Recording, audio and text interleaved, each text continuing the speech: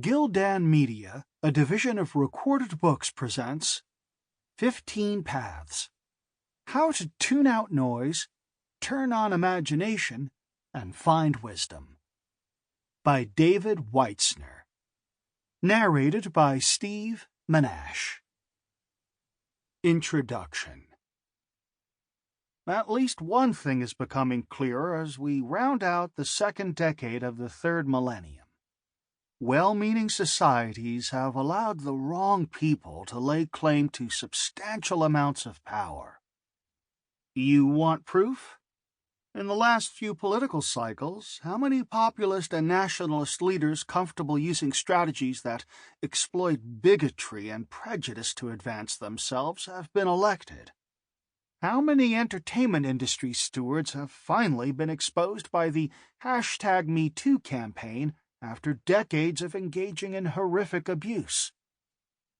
How many senior executives at tech companies that dominate both the stock market and much of our lives harbor unabashedly monopolistic ambitions and a complete disregard for privacy rights? And let's not even start counting the molestation scandals at religious institutions or abuses of power at the hands of police. The fact that these bad behaviors are coming to light with greater frequency offers a beacon of hope that things will get better. But the more immediate takeaway is that even in an age of information, good people who should know better have been complicit in ceding excessive amounts of social, political, and economic power to bad ones. I've spent a lot of time wondering how this happened. I'm less curious about why those who acquire power tend to be horrible. Research in psychology has found that at a certain point, the acquisition of power leads to empirically verifiable brain damage, and more curious about the good folks who fail to resist. Is it because people are struggling to make sense of the contemporary world, perhaps more so than in decades past? Is it because so many of us just don't understand how societies and cultures with so much promise have come to such a demoralizing social place? Isn't it weird that citizen has become a dirty word in some segments of society, and that while our social networks may be vast, our circles of trust are ever shrinking?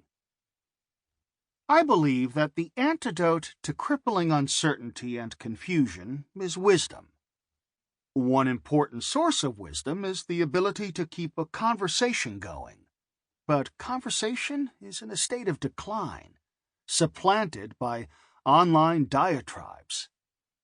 When honest folks lose the ability to understand and respect intellectual differences, they are unlikely to be able to make sense of a complicated world. So how can we tune out the noise that prevents us from staying in dialogue with each other, particularly when we have opposing worldviews? The short answer is to turn on our imaginative faculties and turn off, or at least temporarily mute, our argumentative ones. Moral progress is driven by imagination. Hearing and telling stories that increase our sensitivity, not winning rational arguments. As a culture, we have historically put our trust in the imaginative expressions of artists to offer leadership in the task of extending societal sympathies. Art offers paths of transcendence and hope, a filling of the gaps in moral progress that allows our political class to follow. The long answer to the question is the point of this book. I wanted to talk directly with the people who give me hope. I set out to spend a full year seeking the counsel of my heroes, appreciating their art, engaging them in conversation, and working with them to chart some useful paths forward. The fruits of our exchanges are shared here so that others can pick up our conversations and move them forward. Tackling such an important topic with any degree of competence could not possibly be a solo journey. It requires the thinking of a wide and diverse assortment of imaginative participants. I needed the artists to start the conversations, and I need you to keep it going. A few major themes emerge from this year of conversation. As dialogue across political, social, economic, religious, or ideological divides become mired in identity politics and fake news, we need to rethink what it means to listen. As corporate scandal after scandal goes unanswered, with fewer people benefiting from our economic system, we need to reevaluate the predatory form of capitalism that dominates our markets. As monopolistic tech companies try to position themselves as the new gatekeepers to social meaning, and screens become our mystical pathways, even those without mystical inclinations need to rethink spirituality. The artists that I was lucky enough to sit down with have much to offer on these topics, and many of these conversations challenged my own worldviews and assumptions. Even if you are not familiar with any individual artist or their work, even if you are not interested in the genres they create in, even if you don't care for rock or rap or comics, I am confident that you can still learn a lot from their words. Let them help you tune out the noise that is preventing you from turning on the full potential of your imagination. Most of us, most of the time, do our best to use our physical, mental, and emotional tools to craft purposeful lives. When things go right, we confidently find harmony between what we think and hope should be and what actually is. We observe, we imagine, we aspire, and most importantly, we carry on. Until something cracks. In the aftershocks of those moments, the is of our observations and the ought of our imagination no longer coalesce. We stumble to make sense of our lived experiences. We are thrown off by the sudden disappearance of the stability, born of a coherent sense of self and a seeming alignment in our internal assessment of the relationship between purpose and possibility, which had enabled us to find meaning up until the rupture. When we encounter a disruptive experience in our emerging narrative of sense-making, many of us withdraw from the uncertain outside world into the familiar confines of our internal mental space where we can control our own reality. And in the technological age, we have the tools of social media that allow us to withdraw from the reality of a social world without even realizing that we have done so. Disruption does not need to be catastrophic for us to justify a social withdrawal. Even when we imagine a future that looks welcomingly bright, conflict can arise in our mental models, causing a halt in our forward progress. When we find a disagreement between the mind and the heart, for example, we may feel unbalanced and immobilized. Eventually, though, we make a choice. Living means taking action, even when we need more time to think or wish we had more options. Living means finding a way to accept the bumps of conflict and move on. Far more unsettling, however, and difficult to overcome, are those history-making events that leave a wake of disruptive instability in the social narratives of a diverse group of folks. As 2016 drew to a close, I happened to be in New York City on election night, having made a pilgrimage with other nerds eager to witness the local live debut of the somewhat mythical alternative rock band Temple of the Dog. This night would tragically take on even more significance in light of lead singer Chris Cornell's untimely passing a few months later. There will have been only 8 live shows in the history of this tremendous band. While their music brought so much light to their audiences, Cornell sadly could not shake off the darkness. Many of the fans gathered that night at Madison Square Garden came of age during the grunge era of the early 1990s. We had traveled from all over to come together and honor a time when popular culture was dominated by alternative rock, Hillary Clinton was living in the White House, and Donald Trump was the Howard Stern regular who never seemed to be in on the joke. Despite being older, grayer, and preferring the comfort of seats over the tumult of a mosh pit, the observers were aging better than the culture itself. Nostalgia had never seemed so understandable. Our hotel, as chance would have it, was directly next door to Trump HQ, and we found ourselves trapped in the security perimeter, making the familiar streets of New York City seem a strange fortress of exclusion. It was an appropriate place to take in the unfolding political reality. Illiberal citizens will talk of alternative facts on the right or intersectional power on the left in closed echo chambers. Opposing sides no longer make sense to the other. One side demands intellect and expertise to be rejected as products of fake news, while the other insists that personal privilege be checked at the altar of identity politics. In the face of such impossible rules of engagement, curiosity is stunted. Formerly open spaces are now made safe, but at what cost? Can we still hope for the free expression necessary for learning, intellectual growth, and human enlightenment when both the right and the left seek to censor and silence voices that make them uncomfortable?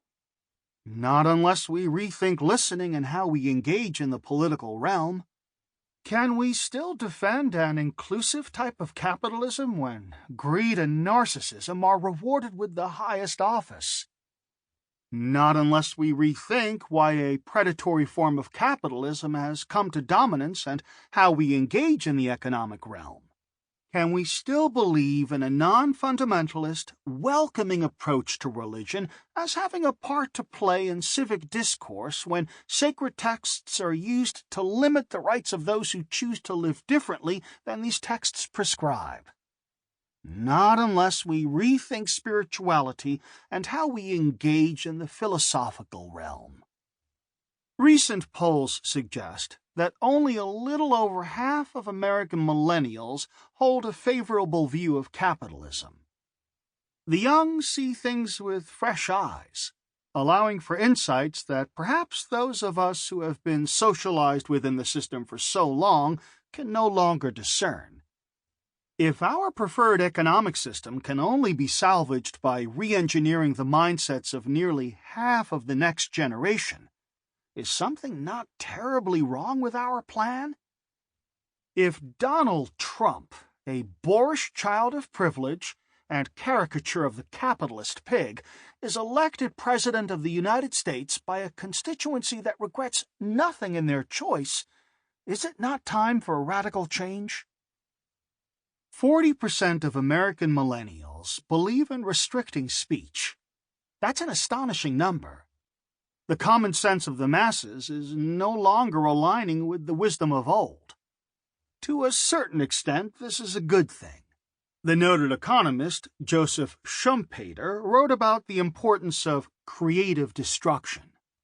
A healthy business enterprise is not trying to retain existing structures. It is trying to be the first to destroy them and bring on whatever is to be next. In this thinking, companies that do not seek to continually reinvent the business landscape will find themselves powerless in the face of the innovators. Try as they might to keep up through imitation, merely copying the industry leaders as a form of adaptation will result in a very short corporate lifespan. Digital photography could not rise without destroying the film industry. Streaming companies necessarily had to seek to destroy video rental stores. Ride-sharing services are trying to destroy the taxi industry. Creative destruction in the marketplace of ideas should be as welcomed as creative destruction in the marketplace of things. In light of the repeated cycles of global financial crises, capitalism as we know it is finally being questioned by those on the inside. This is progress. But rethinking the social good of free speech is regressive. Anti-fascists using the tools of fascism is regressive. And for those who celebrate regressive behavior as an antidote to the perceived ills of progressivism, like supporting Trump in a haste to make America great again, there is a pressing need to reflect on the values that we in Western society have deliberately left behind and why we did so. I admit that as a citizen of the West, I am inclined to focus on the Western experience. But much of the pain I am describing is being felt across the globe. While we focus, for example, on Russia's alleged political interference in the American presidential elections, Russian acquaintances remind me of the hopelessness they feel as Putin silences his opponents and slows their prospects for a freer society. Colleagues from Hong Kong remind me of the 2014 Umbrella Revolution and the hopelessness they feel about their efforts to attain a democratic identity in the face of integration into Greater China. Friends of the Middle East remind me of how the promise of the Arab Spring has turned into more war in their home countries and not less. There is a global wave of discontent with the direction of the social conversation as it is currently being laid out by diverse classes of governing elites. I was fortunate enough to converse with Richard Rorty, the actually great American pragmatist, on the beautiful Hawaiian island of Oahu 2 years before he died. He once wrote that despite his certain skepticism, going through the therapeutic process can be useful. Rorty believed that through therapeutic reflection, along with maturity, we could comfortably seek out redescriptions of our past and selves that better serve the living present. He believed that therapy might help us realize the danger in being committed to the idea of a true self, as the self is provisional, made up of changing values and beliefs acquired through social interactions. This benefit is also without a doubt the most unsettling part of therapy, giving up on the notion of a permanent self. In a later chapter, Danny Lin will call the temporary parts of ourselves the architects of survival. They are to be respected, but ultimately sent off as we partake in the surprising and ever-changing journey of life. The difficult question is how much of who we used to be can be cast aside while still retaining a coherent, or at least useful, sense of self. There is compelling evidence that conversation, as an art, a skill, a teaching tool, a pastime, a worthwhile undertaking, is in a state of rapid decline. MIT sociologist Sherry Turkle regretfully reports that millennials and younger people who grew up deprived of their parents' conversational attention are finding comfort in social media. This early retreat from a shared familial conversation means youngsters don't learn emotional intelligence in the manner of generations past, or perhaps don't learn it at all. And there is evidence that this cognitive deviation is not limited to certain age groups. Amongst his other surprising successes, Donald Trump became the first person to harness the power of Twitter in his ascent to the highest public office, a format that limits the breadth of expression but expands its reach to millions of receivers. Trump unleashed a great call to those whose emotional growth may be stunted and whose rage can be electronically connected to and incited. Turkle discovered in the early 1990s that as folks started living more of their lives on screens, there was an initial feeling of empowerment. For the first time in history, ordinary people could widely project narratives of their own creation. The mediation by computer screens brought new ways for people to think about relationships, sexuality, politics, and identity. Turkle wrote that a decentered self that exists in many worlds plays many roles at the same time. Real life becomes just one window amongst the many mediated by our screens. Could she have ever imagined the windows offered by Logan Paul, a YouTube sensation who, for the entertainment of Western teens, went to the Aokigahara forest in Japan to film and mock the lost souls who committed suicide there? Turkle cautions us to slow the pace of these radical changes in behavior. The more she found youngsters using screens to make sense of their lives, the more she felt the viability of a manageable social future might be in doubt. Looking at current realities, we've become excellent at broadcasting, but receiving has perhaps become a lost skill. In the digital age, information is abundant, but wisdom is in short supply. When I imagine a child growing up in an environment where the reclusive act of texting has come to replace the boisterous din of parental banter, I think of the fetus and star child from Stanley Kubrick's hauntingly prophetic masterpiece 2001. Written with Arthur C. Clarke, 2001 is still widely regarded as one of the most important films of all time. In his book on the making of the film, Piers Bozzoni expands on the insight that one of the main reasons why so much of 2001 accurately predicted how we are in fact living with technology today is because the filmmakers were in a race with NASA. The film had to significantly outpace the emerging technology, or else Kubrick's vision would appear outdated. So they needed to understand which technological tools were coming to market and how their usage might evolve.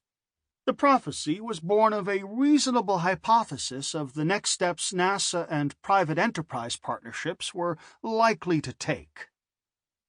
Yet it is not their predictions of technology itself that holds my imagination. It is their predictions of what happens to humanity as a consequence of these newly acquired tools. I think of the Star Child, floating absolutely alone through the vastness of space, untethered to any maternal cord, eyes wide open, staring not at the viewer of the film, but through and beyond them. Maybe the Star Child represents the next evolutionary stage for humanity. Soon after he saw the film in 1968, the late Pulitzer Prize-winning film critic Roger Ebert discussed the brilliance in Kubrick's vision with a message that resounds and invites pause a half-century later. Kubrick shows us becoming a toolmaker in order to control our natural environment, and he shows us finally using our tools to venture out into space. At the end, he shows man drawn beyond his tools so that we exist in the universe itself with the same natural ease we once enjoyed on Earth. Man undergoes a transformation as important as when he became a tool user. He becomes a natural being again, having used his tools for hundreds of thousands of years to pull himself up by the bootstraps. Now he no longer needs them. He has transcended his own nature as the original ape did, and now he is no longer a man.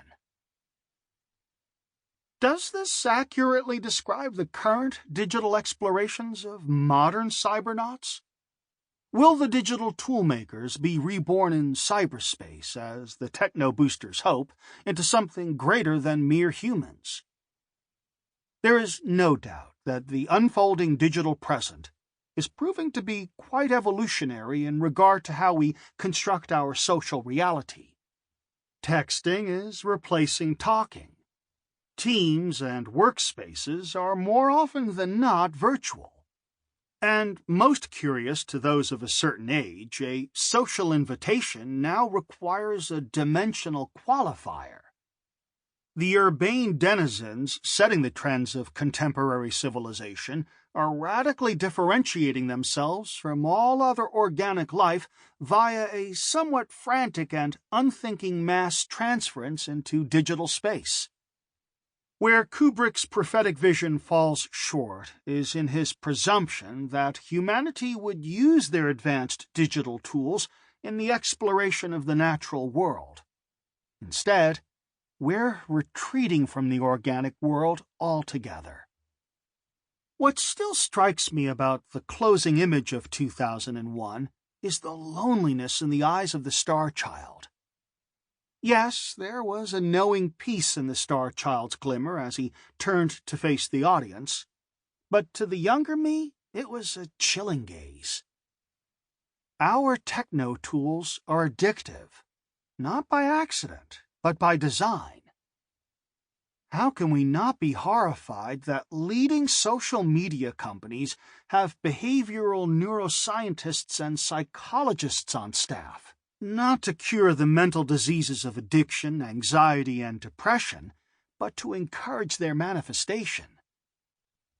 It is not the vastness of an ever-expanding universe that interests the majority of our leading creative minds, but the potential of a shrinking retreat. Closed borders, closed conversations, closed systems. It is not the discussions of those who have lived bigger lives, physically traversed a greater span of our planet's terrain, or seen more firsthand that interests a good chunk of our fellow citizens, but the retreat to a narrow world that they can both create and control. Perhaps they will view me as the lonely Star Child, floating through a physical space detached from the digital tether of hive connectedness. The very human act of looking upwards into the vastness of space can both remind us of the loneliness in the human condition and inspire a motivating sense of awe, wonder, and the limitless possibilities of human endeavor. It is perhaps fitting that in the early months of 2017, scientists discovered a number of previously unknown planets potentially able to support life and within distance from Earth that is theoretically possible to traverse over a lifetime. And few people cared.